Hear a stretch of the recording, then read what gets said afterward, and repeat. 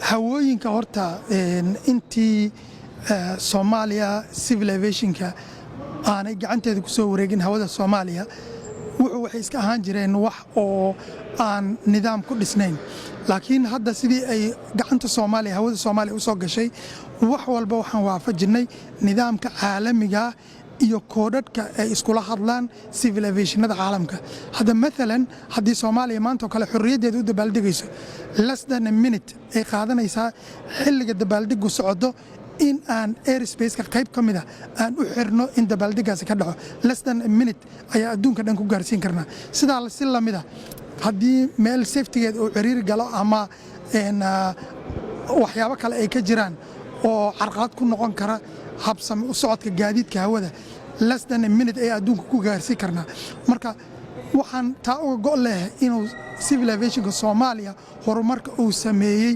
oo uu noqday mid la mid ah civil aviationada caalamka oo kale hadda kayska aad soo qaadanayso kale bariyahan waxaan ka maqlayay meediyaha in Kismaayo kale la xiray oo aanay diyuuradu tagi karin iyadoo la leeyahay ilaa 26ka bisha laga gaarayo diyuuradu ma tagi karto waxaan rabaa in aan shacabka Soomaaliyeed u sheego in aanay jirin wax official oo ka soo baxay dawladda Soomaaliya iyo hay'adda duulista rayidka Soomaaliyeed oo xadidaya diyuuradaha u duulaya Kismaayo wax walba waa caadi waxaa jira kaliya directive ama amar ka soo baxay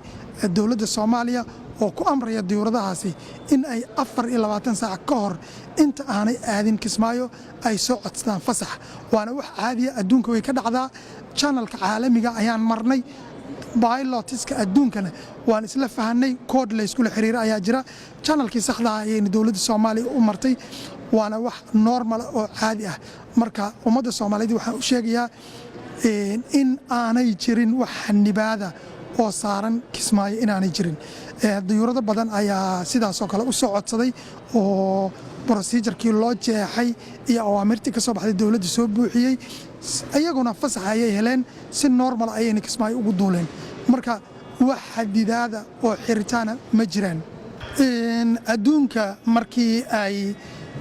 hawadaada ama airboradaada ama wadooyinka hawada loo maro marka ay wax iska bedelaan oo ama wadda cusub samaysid ama airborkaada muddo gaaban uu xirnaanayo ama uu shil ka dhaco oo maaragtay obstruction uu dhex yaalo runway-ga dhabahay diyuuradu caga dhigtaan ama qalabka diyuuradaha lagu hago mid ka mid uu ka fariisto ama qalab cusub soo kordhiso waxa adduunka loogu sheegaa wax la yiraahdo NOTAM oo notice to airman marka NOTAM-kaas ayaad soo saaraysaa koodad ayuu ku qoran yahay waxaa fahmi kara dadka aviationka ka shaqeeya sida pilotyada air traffic controllerska iyo bahda kale aviationka ayaa fahmi kara marka arrimahan aan hadda ka hadlayay waxaan ku soo saarnay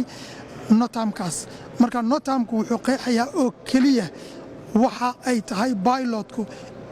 inuu ka duulo point A oo point B tago